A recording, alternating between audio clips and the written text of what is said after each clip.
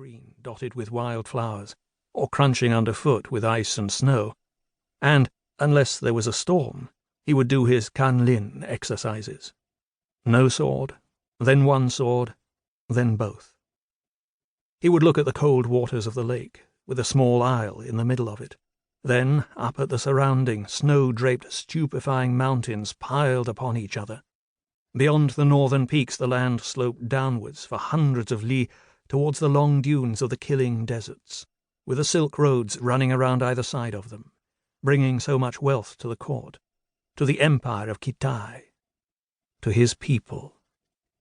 In winter he fed and watered his small shaggy horse in the shed built against his cabin.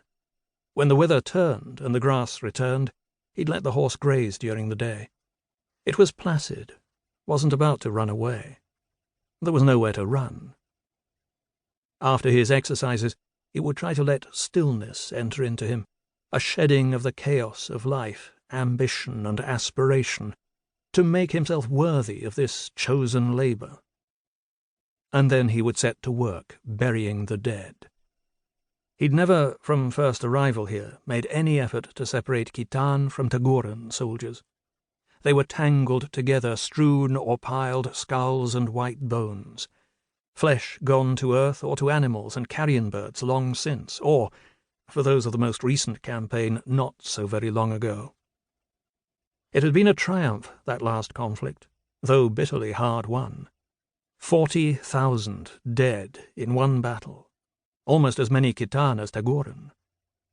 His father had been in that war, a general, honoured afterwards with a proud title, left side commander of the pacified West, rewarded handsomely by the Son of Heaven for victory. A personal audience in the Hall of Brilliance in the Taming Palace when he returned back east, the purple sash presented, words of commendation spoken directly, a jade gift extended from the Emperor's hand, only one intermediary. His family were undeniably beneficiaries of what had happened by this lake. Tai's mother and second mother had burnt incense together, lit candles of thanksgiving to ancestors and gods.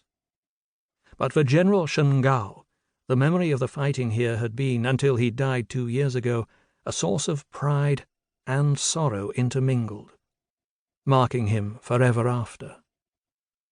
Too many men had lost their lives for a lake on the border of nowhere, one that would not, in the event, be held by either empire. The treaty that had followed, affirmed with elaborate exchanges and rituals, and, for the first time, a Khitan princess for the Tagoran king, had established as much. Hearing the number from that battle, 40,000 dead, Tai, when young, had been unable to even picture what it must have been like. That wasn't the case any more. The lake and meadow lay between lonely forts, watched by both empires from days away, to the south for Tagore, east for Kitai. It was always silent here now, save for the sound of wind, the crying of birds in season, and the ghosts.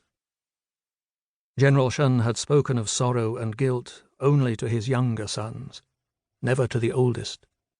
Such feelings in a commander could be seen as shameful, even treasonous, a denial of the Emperor's wisdom, ruling with a mandate of heaven, unfailing, unable to fail, or his throne and the empire would be at risk.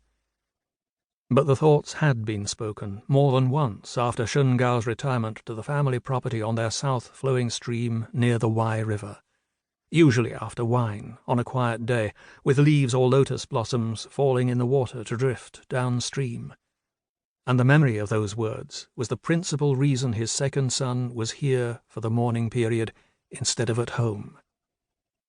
You could argue that the general's quiet sadness had been wrong, misplaced, that the battle here had been in necessary defence of the empire. It was important to remember that it hadn't always been the armies of Kitai triumphing over the Tagorans. The kings of Tagore, on their distant, completely defended plateau, were hugely ambitious. Victory and savagery had gone both ways through 150 years of fighting by Kuala Nor beyond Iron Gate Pass, which was in itself as isolated a fortress as the empire knew. 1,000 miles of moonlight falling east of Iron. To keep listening to this audiobook, I've left you a link in the description so you can do it, at no cost thanks to Audible's 30-day free trial.